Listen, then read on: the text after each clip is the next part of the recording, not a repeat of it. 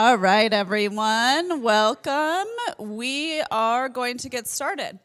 We have Jason Gallego here, and he from MHAAO, and he's going to be presenting on some of our best practices in youth overdose prevention.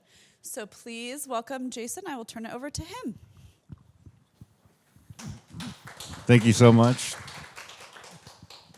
Good morning. I'm Jason. I'm super grateful to be here. Thanks for coming here. So I work for MHAAO. It's Mental Health Addiction Association of Oregon, and it's I believe it's nonprofit. But I'll go to let's see here. So we're here for youth overdose prevention best practices. So a little bit about me. I'm a person that's in recovery from substance use. I'll be coming up on 10 years here in December. I appreciate it.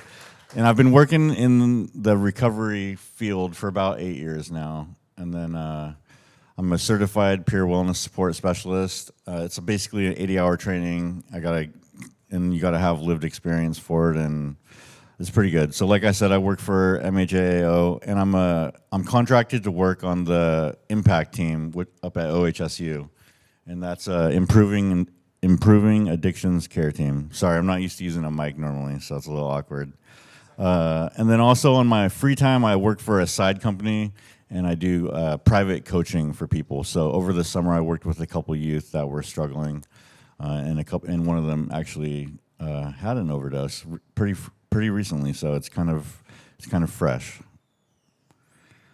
So this is a little bit of information about the OHSU team that I work with. Basically work with providers, social worker. We have a couple other peers on the team, and we try to offer like a continuum of care for people that come in through the ED, depending on how long their hospital stay is, and it's pretty amazing. So there's some information there.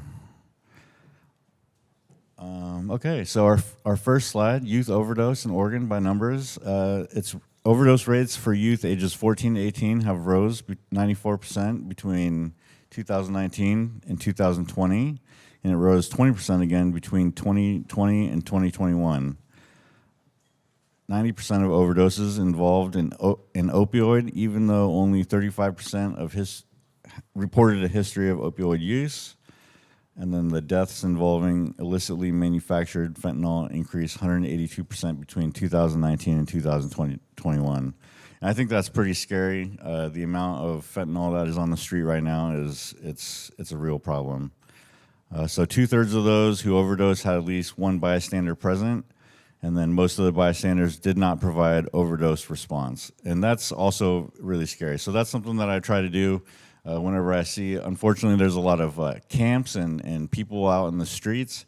I usually carry a good amount of Narcan in my trunk, and if I notice that people are, using on the sidewalk, or if they're slumped over, I try to say hi to them and check in with them and see if maybe they need a couple boxes. And a lot of the times it's a pretty good interaction.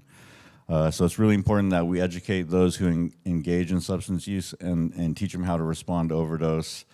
And then there's also a link here, unfortunately, because of the internet, we're not able to pull it up, but it's kind of like a graph showing the rise. So what factors have contributed in the rise in the youth overdose? It's kind of a question that was asked, and that's something that I've also asked myself and wondered. I think some factors that could include it is the isolation during the pandemic. So a lot of the youth that I've worked with over the past year and a half said that was a really difficult time. Changes in the drug supply. I know it's probably been about 3 or 4 years now that the fentanyl has like really kind of overran the market, and and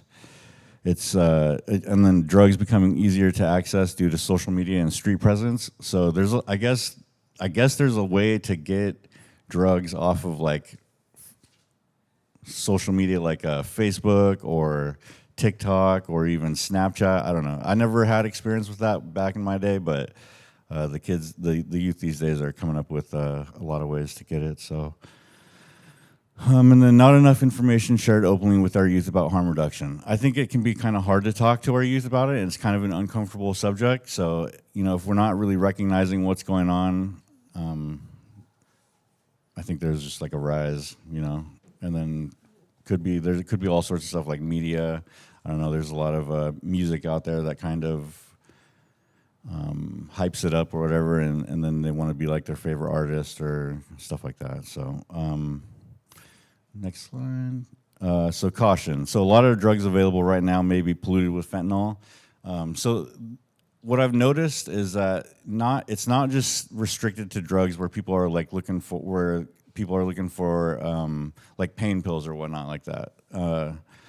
So there's been a lot of reports of cocaine and meth being cut with fentanyl. I've seen that in the hospital quite a few times where people that weren't even like full-time users came in. They're like, oh, we were just partying with a friend over the weekend, thought we did some cocaine. Next thing you know, I was overdosing. So that's pretty scary out there. They have the counterfeit press pills that have a high chance of being laced with fentanyl.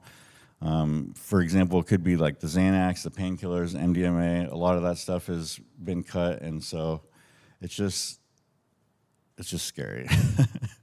Are there any questions so far? Am I going too fast? All right. So something that I also have here is many youth who aren't diagnosed with substance use disorder could be dabbling with pills at parties.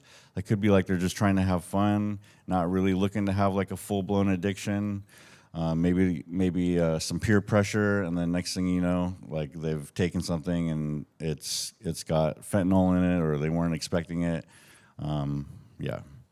So they unknowingly take something that might have fatal results from a one-time use. I think that's what's really scary right now is like they're not necessarily like, so this one team that I've been working with, he was like, I wasn't necessarily looking to be like a full-time addict. He's like, I just wanted to have some fun with friends, and then next thing you know, he was overdosing. So what can we do to help prevent youth overdose? I think it's really important to teach them how to administer Narcan. It's pretty simple, especially with the little ones that they have nowadays through the nasal. Make Narcan available in places where overdose or youth tend to be. I think it would be important to normalize talking about it and risk of overdose in schools. I've seen a lot of reports over the last year where people were, kids were overdosing at the school, and it's all over.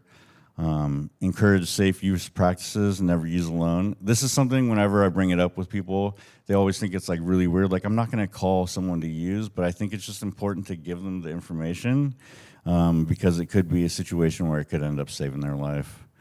And then become a person that youth can feel comfortable to come to and open up about. So for me, I think even looking at my own experience when I started struggling with substance use, I never felt comfortable going to my parents and talking to them about it, I always felt like I was going to be in trouble, which would have been a good thing if I was in trouble. But the reality is like, it's something that a lot of people will probably experience. And so I think it's important that, if someone finds that they can feel comfortable with us, that we can respect them and at least give them the time and space to have a conversation with them. Other behaviors to look out for. So this is really important with the youth, I feel like. This is what I've noticed, and I watched it. I was working with one kid that he had gone to treatment and come back, and the way that he presented from day one to 6 months out, there was a complete change, shifts in mood or personality changes, behavior changes, always down or irritable when normally happy, hygiene or appearance might change, changes in physical health, lack of motivation, isolating more than usual. And I think the big thing that really it should be looked out for is especially when I meet people, I can usually have a first impression on them, and then if they're struggling with substance use down the road, it becomes pretty apparent, and they may not realize how their outward appearance is towards others, so good stuff to look out for. This is some information on the Never Use Alone. At the hospital, we have cards. We have a little flyer that we can hand out for people. And just let them know, put it in your backpack. Sometimes it's not something that they're interested in, but it's definitely something that can come up later, maybe when they're away from people or they have time to think about it. So it's pretty good. It says calls received 17,800, people served 7,600, and then reversals 90. So from the calls received to the reversals is a very extreme change in numbers. How to recognize that someone may be overdosing. So recognizing an all these things here are basically more set for opioid overdose. I think it's it would be good to know about for like alcohol, cocaine, stuff like that. But recognizing an opioid overdose can be difficult. If you aren't sure, it is best to treat the situation like an overdose. You could save a life. Call 911 or seek medical care for the individual. Do not leave the person alone. And signs of overdose may include small, constricted, pinpoint pupils, falling asleep or loss of consciousness, slow, shallow breathing, choking or gurgling sounds, limp body, pale, blue, or cold skin. In the kid that I was working with recently, I spoke to his parents, and they heard the choking and gurgling sounds and said that it was very traumatic for them. So it's kind of, yeah, it's pretty scary. So this is something that where I come into play with a lot of the stuff, with a lot of the work that I do. The talk, I call it the talk because it is kind of uncomfortable and something that, it's almost like the birds and the bees talk. It's like we don't want to do it, but we know we should do it. When working with youth, it's important to talk about the drugs, beware of our body language, lead with curiosity, avoid judgment and shame, acknowledge that substances sometimes feel good, and then the more we make these uncomfortable conversations happen, we may possibly have some insight as to why our youth are choosing to engage in certain activities. So usually when I meet with them for the first time coaching, I usually just kind of ask them, like, what's going on in your life? Like, what has led to the curiosity into substance use, or where did you first pick up on it? Was it through friends or something you saw on social media, or just something that you're naturally curious about? It's always kind of interesting for me to wonder, like, when did the change happen? Because I know for me it was like, I remember growing up and we had the DARE classes, and then I remember being in those DARE classes and being like, oh, that's never going to happen to me. That's not going to be something that I'm going to have to struggle with. And then I remember being the first time I encountered someone that was offering me something, I just said yes and didn't have any fear, no questions asked. I was like, oh, sure, I'll do it. And so that's something that I kind of always fall back on when I'm working with people, and just to see kind of like what their experience was that led them into that world. So some of the tips, do explain the dangers using language they understand.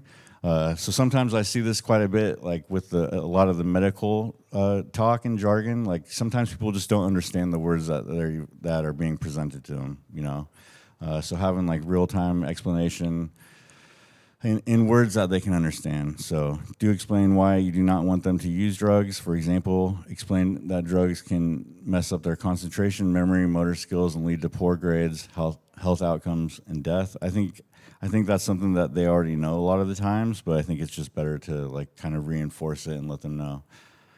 Do listen when the youth wants to talk, no matter the other demands on your time.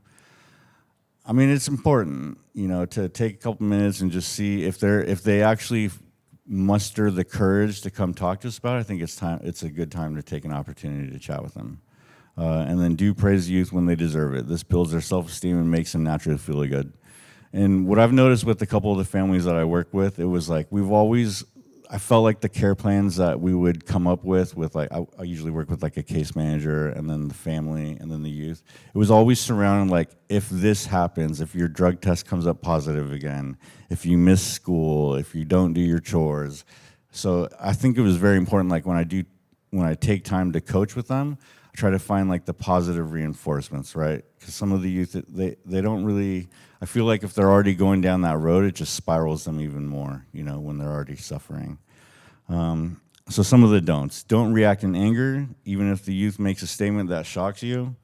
Again, I think it just kind of pushes them away. Don't expect all conversations with your children to be perfect. They won't be. And then don't assume your kids know how to handle temptation.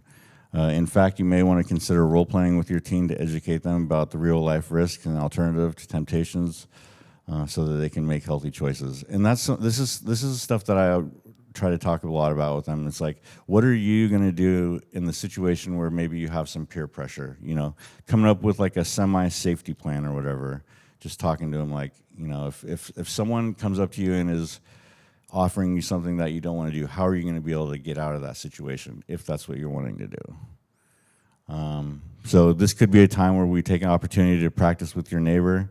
So some of the questions that I've asked before: what are you looking to get out of using? Are you doing it to be social? Does it feel good for you when you use? Is there something happening in your life that contributes to you wanting to feel altered? Are your friends trying pills at parties? What do you know about preventing overdose? These are all good questions that I've asked, and I think it's just important to kind of get that information out there with them. So we don't have to do the practice with the partner thing if we don't want to. We'll go into the next one. So yeah, we can all have an impact on supporting our youth. I think that was the last slide that I had. But do we have any conversations or questions that we want to bring up? Yeah? Yeah, what do you have to say or thoughts are on fentanyl test strips or testing as a... Okay, so the question was, what thoughts do we have on the fentanyl test strips? I think the fentanyl test strips are definitely good to have. You know, I think it's good to know like what's in the pill or what's in the supply. I think they were, up until recently, they were pretty hard to get though and hard to use. So hopefully that they'll be more mainstream and available for people. That can definitely be something that I think it's good. I know you can buy them easily now online, like Dance Safe and even Amazon. Yeah. So, but there was some thoughts around them not being consistent or accurate, I think, for a while. So I don't know a bunch about that. Yeah, I can jump in a little bit on that. So there is definitely some research showing that they're not super effective in actually testing what they're supposed to be testing, I guess is the easiest way to say it. And I know that we have some resources on that and some research related to that. So we can actually make sure that that gets uploaded into Basecamp as well. So if folks are interested in seeing kind of that reliability of those test strips. But that definitely, unfortunately, has been and continues to be a concern as they're not super effective, unfortunately. Yeah. So I also give out the Never Use Alone resource a lot to the vast majority of my patients, but when I called them kind of recently to ask some questions that come up a lot with patients, besides the normal ones being like the things that I can answer, and they've definitely saved at least 3 of my patients' lives, which is like very effective for people taking that resource. But when I called them and asked specifically about like, what if somebody identifies themselves like as a young person, as a person who's under 18, and they got very uncomfortable, and they were like, we would rather them not tell us. Really? Yeah. that they're young. That they're under 18. Okay. So I didn't like ask to speak to a supervisor or whatever. I just wanted a few questions answered, and I want other people to use that resource. But I just thought that, so kind of when I'm talking to youth, that's how I'm coaching them to say like, please use this resource. Like, stuff gets weird when you're under 18 with drugs, and I get that. And so I just think that that's really interesting, and it might be like worth some follow-up about that, and if they're like, and I think it might be like state to state because it's a nationwide resource. So just for folks to know, that person like stumbled over themselves and was like, hadn't like they're like, we would prefer them not tell us. So I was like, I don't know. Yeah, that's definitely good to know. I've definitely, it's really hard for the youth right now, and there's not a lot of resources for them. There's not a lot of help, even at the hospital, with working on a whole team of people. We're pretty limited as far as like for my company working with youth that come into the hospital. We don't even really do peer support for them. So the social work and the providers will see them and offer medications and stuff like that. But it's just tough, you know, and I think that hopefully with more information they can get more services. One resource that is opened up pretty recently is the Fourth Dimension, and they have like their youth center. So it seems like they're doing a lot of cool work over there and creating some. I think they have groups and stuff like that, and they're encouraging meetings or recovery support. And I think that's a big thing too. That definitely. We're like with the pandemic, like being so isolated, you know, and not having like the outlet to be able to hang out with their friends or have that social interaction. I know it must have been very difficult. So hopefully, getting more social stuff for them will help a lot. I know for me in general as being, you know, like a grown person, like that was a difficult time for me as well. So I can only imagine what it was like for the youth.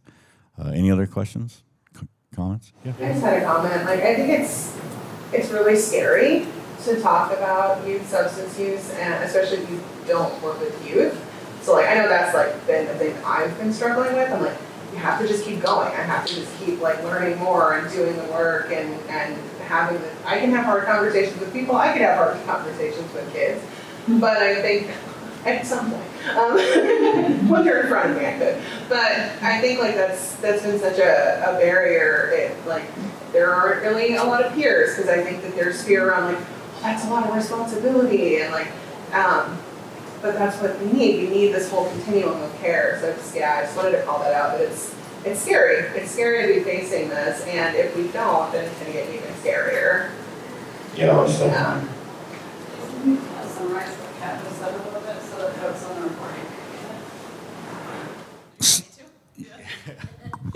Yeah, I just want to summarize for folks on the recording to make sure that they heard what Kat had to say, and just highlighting, and I'm going to paraphrase a little bit, but please interrupt me if I miss anything.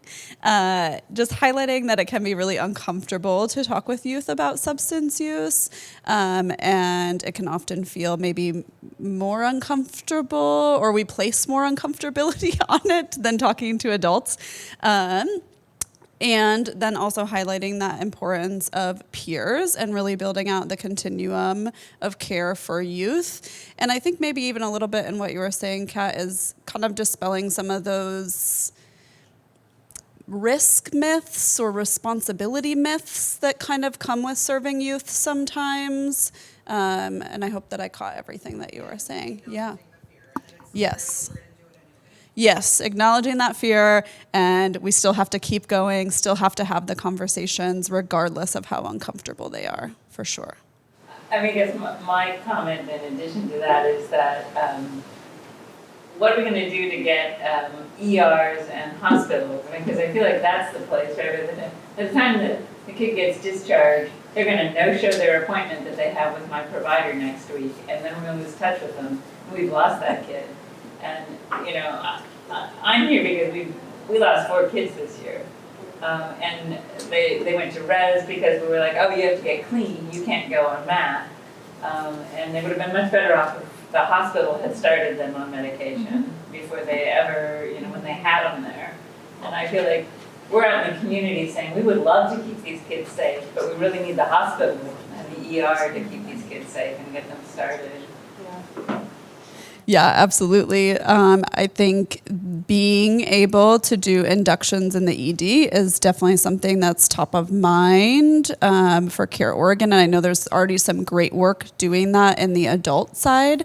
And so, you know, in our last learning series session, we're going to spend some time together as a group, really starting to have some of these collaborative conversations around what are we missing, what do we need to build, what really are the gaps. And so I really hope that you'll be there too to bring that up again, because I do think that's a huge piece that we are missing for sure. Thank you for that comment.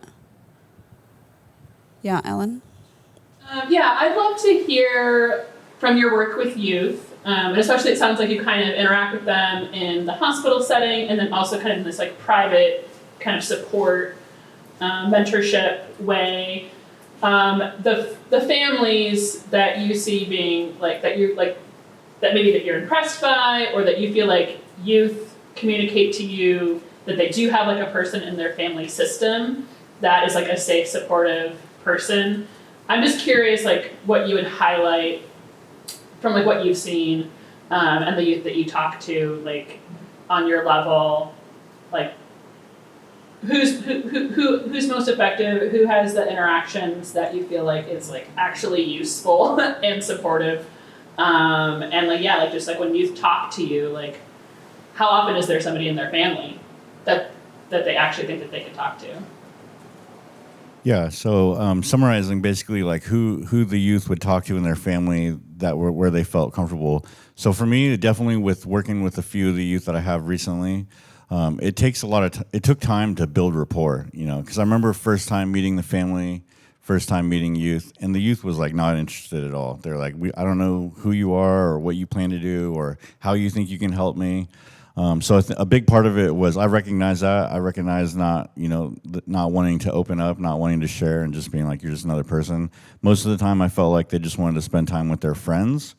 So the cool thing about being a peer is like, I get it. Like I can let them know like I've lived through similar experiences. I can remember feeling the way that they're feeling, and just finding a way to be able to find.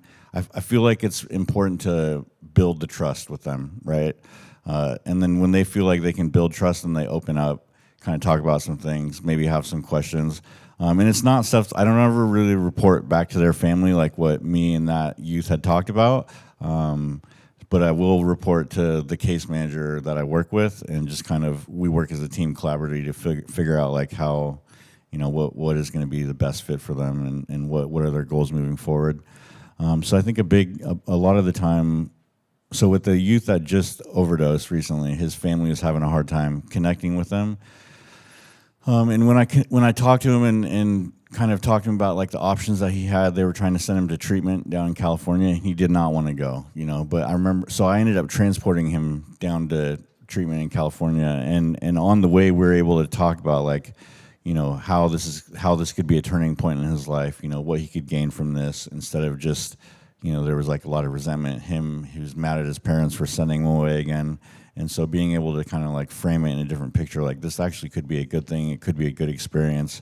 Try to weigh out the pros and the cons. So I think it's just, it's just about having a relationship with them. That's a little bit different than maybe someone in their family. Hopefully that answers the question.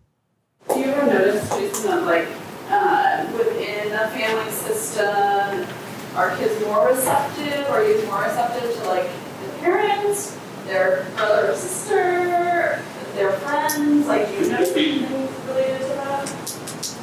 I mean, I've definitely noticed them be receptive to the parents, because that's like their loved one. I just think it can be a hard time, especially for the few that I've worked with. It's just they want to just be on their own, and I don't think they factor in like everything that the family or the household has provided for them. So it's like, it's easy to think that everything's going to be fine and that they're going to be able to make it, but they're not thinking about like bills, keeping a roof over the head, like having the, income, all the stuff that make life so comfortable for these certain youth. And then there's definitely, there's a rise in homeless youth, and especially here in Portland too, that there's just a lot of young people that are living out on the streets. So I kind of always wonder like where did it change for them, or what led to them being out on the street and stuff like that. So, yeah. Any other comments or questions? I think I went kind of fast today. I apologize. That's great. I have a question. Yeah, go ahead. I'm curious with the young people that you've worked with, are there things that they've told you that are like, hey, I wish you would have done this, or this was the thing that really made me want to get support or access treatment? So the question is like, did the youth say that? Did the youth mention that they wanted treatment or support, or is that what the question was? What things did you do that they said this really worked for you wanting to access those? Oh, for them, for the most part, like I don't think they wanted it. I think it was more pushed upon them from their family, because they were worried that their kids were spiraling or going out of control, and so that's when we get called in. I feel like kids have like that level of invincibility to a certain point, and even after the one that I worked with, even after having a pretty bad overdose, like still did not feel fear or was not worried that in the future that wouldn't happen again.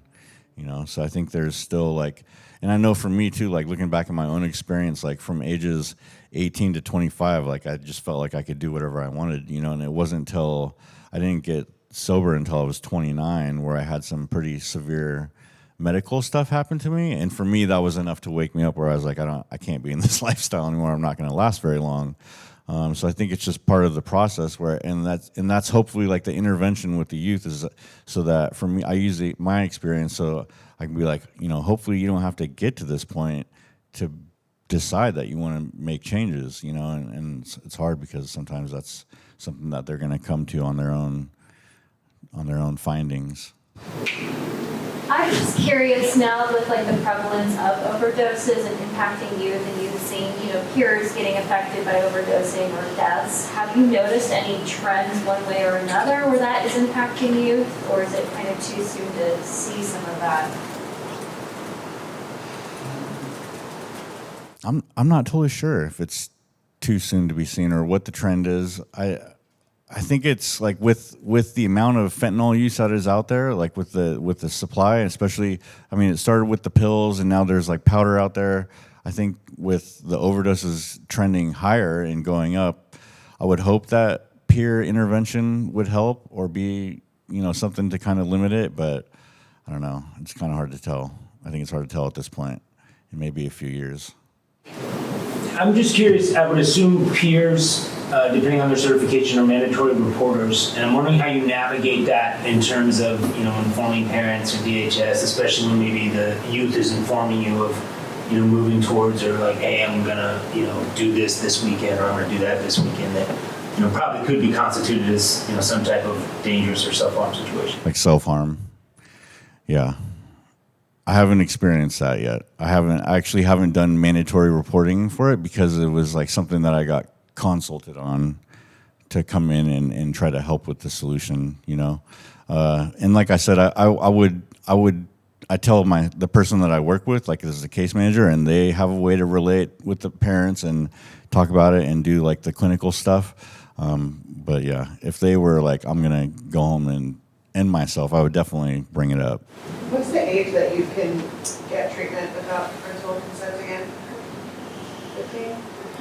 No, it's 14 for It's substance and 14. mental health, 15 for mental health, and then any age for reproductive. Say it again? 14 for mental health and substance use, you said. 15 for medical and 13 for any kind of reproductive STI or pregnancy services. Got it. Having said that, the law does say that even though you don't need parental involvement for substance use disorder or mental health, the expectation is that by the end of treatment, parents are involved.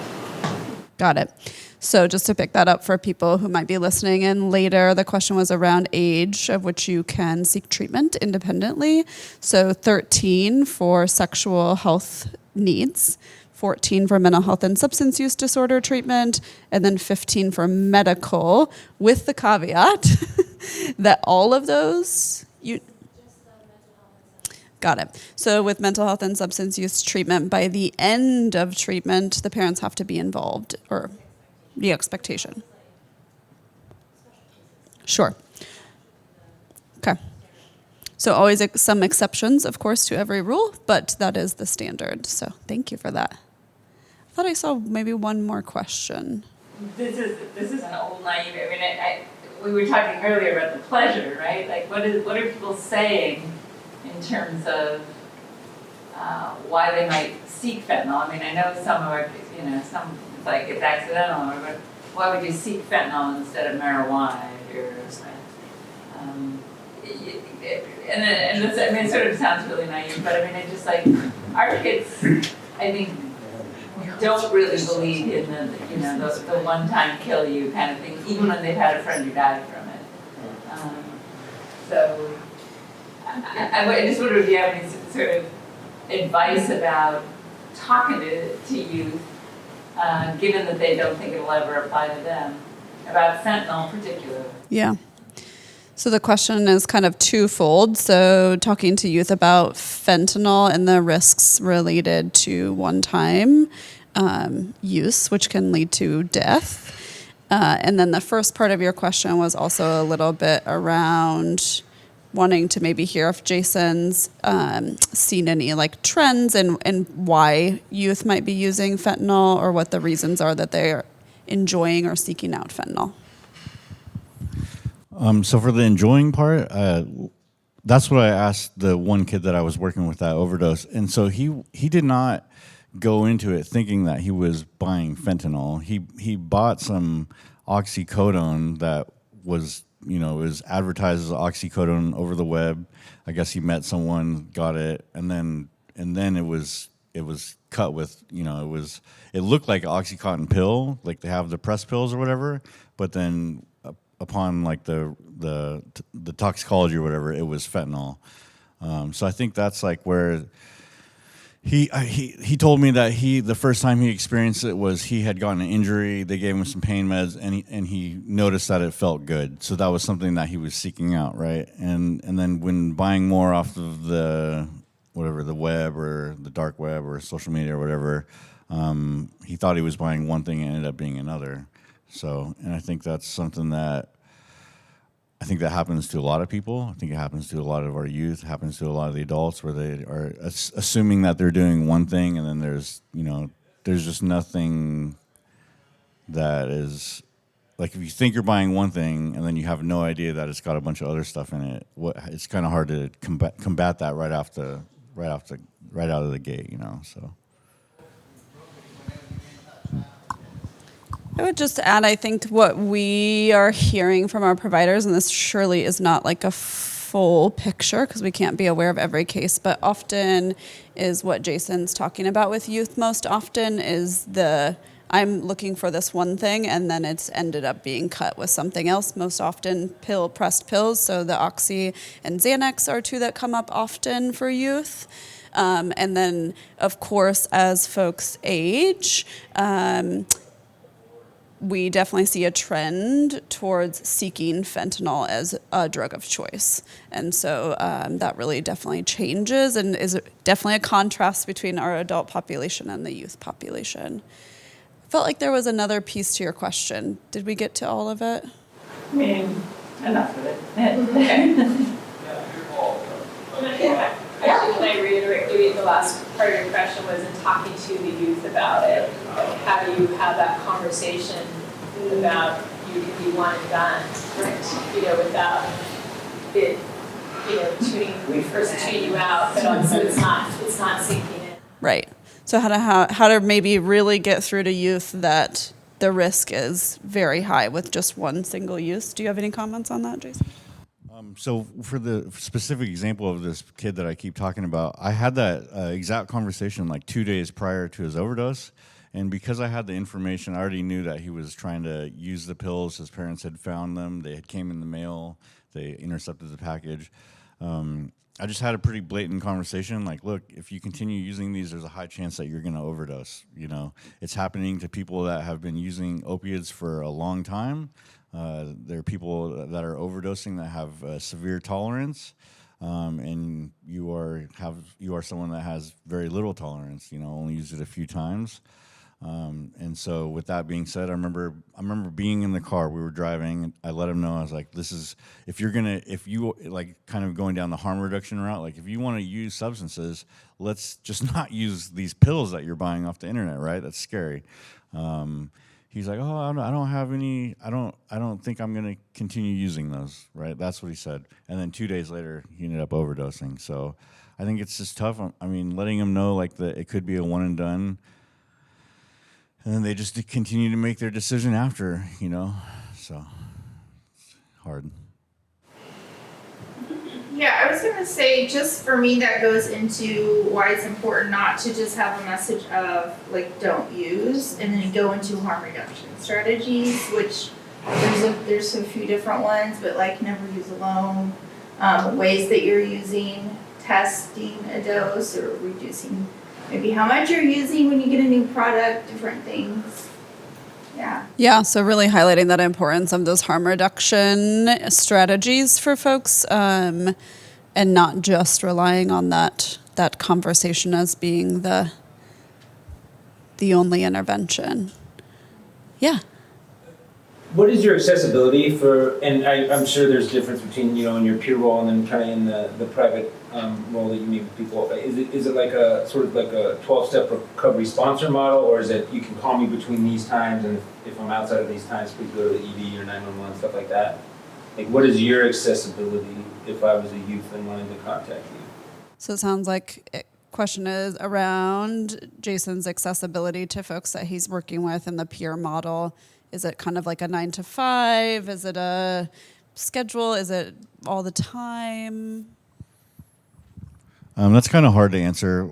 I think it could be different for whatever agency you're working with. You know, when I'm doing it on the side with the private, I mean, they can call me anytime, and I'll probably answer the phone. You know, especially when it's like through my impact job up at OHSU, then that's 9 to 5 Monday through Friday. Unfortunately.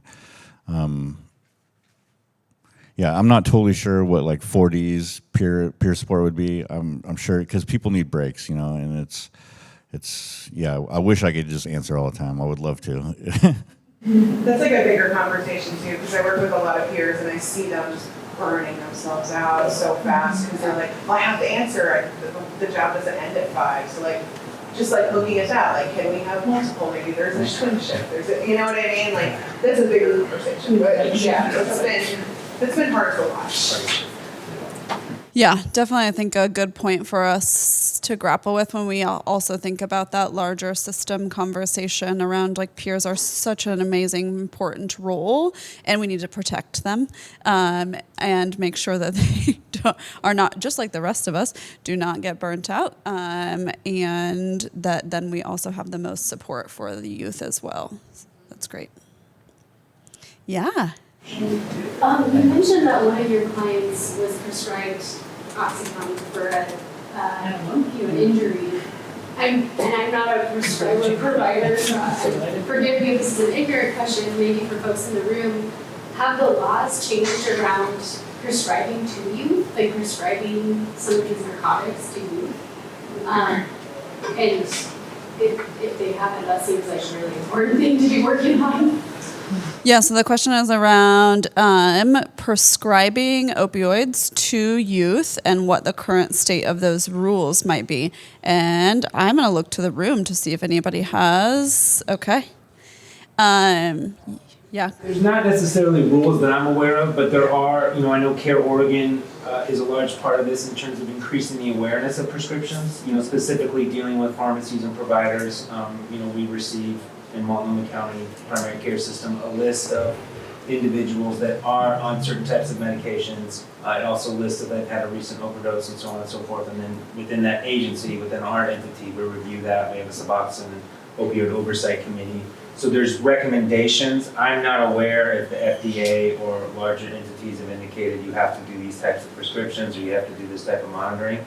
But I do know that there's a lot of both state and county kind of focus on that type of prevention. And I would say, and Ellen, feel free, we've had providers that have been in sort of the heyday of opioid prescription and then now, and it's remarkable how much less opioid prescribing is occurring. Yeah. Ellen, you want to add and then I'll summarize? Add one anecdote, which I know specifically for like dentists, there are restrictions on how much they can prescribe.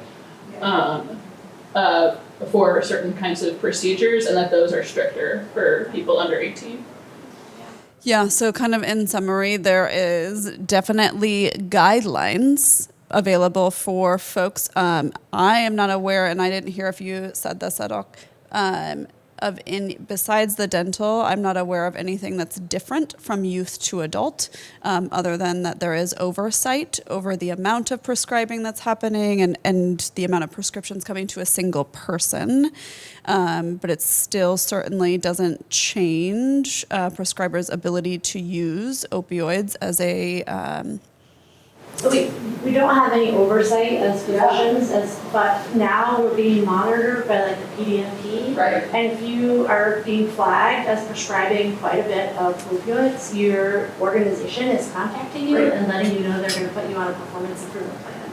Yeah. Usually, at least that's where I'm at. I mean, that's what I've heard. Yeah, absolutely. So yes, there is that system where everything is being tracked now in one place. And then as a result of that, if that's happening, there are kind of levels that happen at which the prescribing is triggered, and then there is conversations that happen with those prescribers. And as Kevin was also mentioning, there is some work happening at the larger levels just related to continuing education around when and why we prescribe opioids, and what some alternatives may be. So continuing to have that intervention as well, which is of course something we saw really come out of like the early 2000s, early aughts. So I think there's different pieces, not like one thing that's specific to kind of the youth necessarily. Yeah, it just seems like if there are youth that might be more at risk for addiction based on family history or, environment, whatever, that there should be some different approaches for prescribing those. But that's my very non-clinical opinion. You're not wrong, it's just what's realistic. Yeah.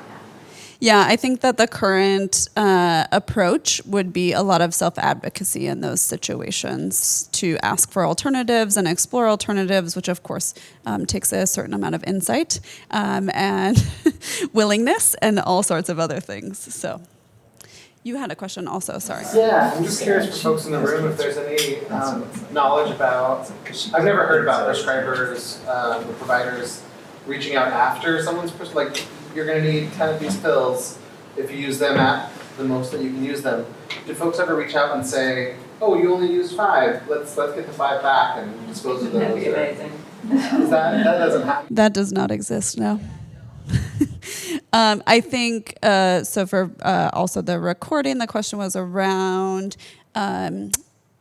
is there ever any kind of like outreach or follow-up if you don't use your entire prescription to then return some of those medications? And the answer is no, it's yours. So that definitely, again, relies on you disposing of those properly and not holding on to them, which we often do see as like a harm reduction campaign as well, or a public service campaign, is like, please get rid of your prescriptions so that your youth don't go in and kind of find them, or anyone really go in and find them and use them for personal. So I think that's unfortunately that's not. Yeah, that's interesting because I've never heard that as a public health.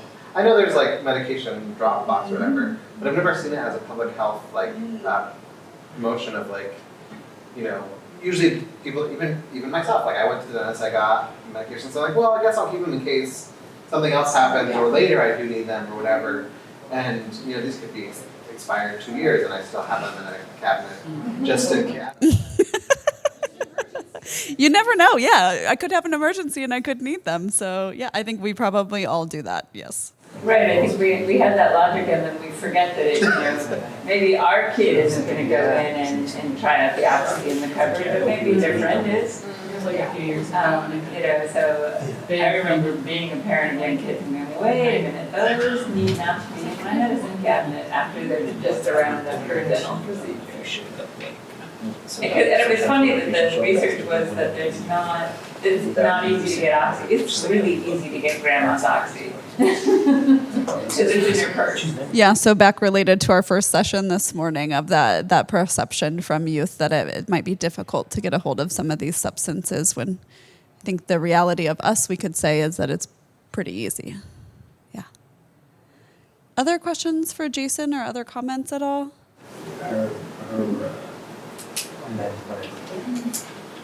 Well, I mean, maybe just what's the stigma, maybe, or the stigma among us as providers for youth and Matt? Because I feel like there's a lot of anxiety about it. Did you say specifically around medication too? Yeah, medication-assisted treatment, right? Because I think it seemed like there's sort of a sense of adults should be on that, but youth should still be getting clean. We should be sending it, and I mean, part of our thing is we sent youth to residential, they got out and they overdosed and they died. Yeah, so the question's about maybe our provider stigma for youth accessing medications. I think that what we hear and see is twofold. I think whether we're talking about youth or adults, we often still hear and see a stigma for medications as the only source of treatment. So we're still very gravitated towards therapeutic intervention, whether that be a group or a clinician or however you want to look at that. So we still hear a lot of stigma from folks who medication is what they want and that's the only thing that they want, and that's not as accessible.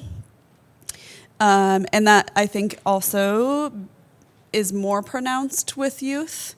The idea, I think sometimes that I think just the idea of medicating young people is a stigma that we often hold as a profession, and that can prevent folks from coming in. And then I would say the other big thing that we talk a lot about, we try to think a lot about, is for youth, they're not always using at the level that equals a diagnosis or a treatment admission, but that doesn't still mean that these other things aren't appropriate interventions like medication. So we talk a lot about like this dabbling population, right? And so how do we really intervene and support folks who may not reach our like problem definition? Because we kind of expect some of that use to happen in youth to some extent. So I think that's also like an interesting stigma that comes up for folks. And I'm sure everyone else in the room probably has a ton more than I'm even hitting on. So if folks have things they want to add, please do. I think there's more fear, right? Like I'm a social worker, I'm not a medical provider. And all I do all day is work with adults who are on MAD, like that's all I do. And so thinking about doing that with kids or youth, my first thought is always harm reduction. So I'm just like, okay, well, I trust the people who are doing the studies and whatever. And the other part of my brain is just like, am I safe space? Like, am I adding to the problem? Am I giving this person medication that's further kind of not corrupting their brain, but like putting more substances into their brain that maybe is going to impact them long term. Mm-hmm. But then the other part is like, well, I don't want them to die, and I want them to get. So there's a lot of that. I can't be the only one who has like those thoughts, but yeah, we need to do more research on the impact. But I don't think there's a ton done because this is so new. I think there's a lot of stigma and harm reduction for youth as well. You know. Like, let's not talk about the youth having safer ways to use, even though they may do it anyways. And so for me as a peer, like, I don't care about that. I'm going to talk to them about the safer use. And hopefully that's something that they'll think about maybe when they're in those situations, like real time. And it's almost like what I'm hearing is the fear that will like almost make it worse. If we talk about it, if we intervene, like somehow that's actually going to get us to a worse outcome, which we all know is not true, but it like makes sense why that comes up, right? Of like, oh man, I really don't want to then impact these outcomes long term. Yeah, and just so my focus in my work is tobacco prevention. So we're not talking about as hard of a substance, but when it comes to youth, that is something that they recommend youth do not use nicotine replacement therapy. And I struggle with that as well when I'm out talking to folks and people, because if they're using at the same rate and the same as an adult body, they're still going to go through a withdrawal, they're still going to experience all the pain, they're still going to do all this stuff. So I'm sort of like, why would you not help them in the same way of treatment as we would an adult, because they used to just stop? And we never taught that, we don't encourage an adult just to stop cold turkey, right? So no, it's sort of, but I heard that with youth too, that we're not supposed to be recommending NRT. Yeah. Okay, so that I'm really glad you brought that up. So one of the things we learned in our sad journey. So the residential treatment centers are now saying if somebody vapes or smokes, they should be given a prescription when they come to residential, because they will leave residential to smoke, be kicked out of residential, and then go overdose on something that kills them. Yeah. So and a part of harm reduction for more significant drugs is that they need to have that nicotine replacement therapy. Because, and that actually was one of our clients, left res to smoke and then got kicked out and overdosed and died. Yeah, I think those are great points. And just summarizing again is that it sounds like there's been some standing recommendations related to tobacco use, but sounds like that's kind of assumptively being brought into other substances as well, where the recommendation has been essentially abstinence with no replacement therapies and no, it also sounds like just very quick and abrupt abstinence a little bit has been kind of the guidance. So, yeah, go ahead. What's that? Yeah, how's that working? Probably not super well, but it sounds like that might be contributing to maybe some of our own provider stigma. It's always interesting when we have like those leftover mandates, recommendations, the research that kind of sticks with us for decades sometimes, despite new emerging stuff. That's often a lot of the stuff we have to work through. We see that a lot in the ED too with the smoking, where like generally up at the OHSU, if you're in the ED, you can't go outside and smoke because they're so busy. They don't want people just coming going in and out. But for me being a peer up there, I've been able to. I'll go talk to the charge nurse and just be like, hey, this person really wants to go outside. I'll bring him back, and usually they're okay with that as long as there's someone going with them.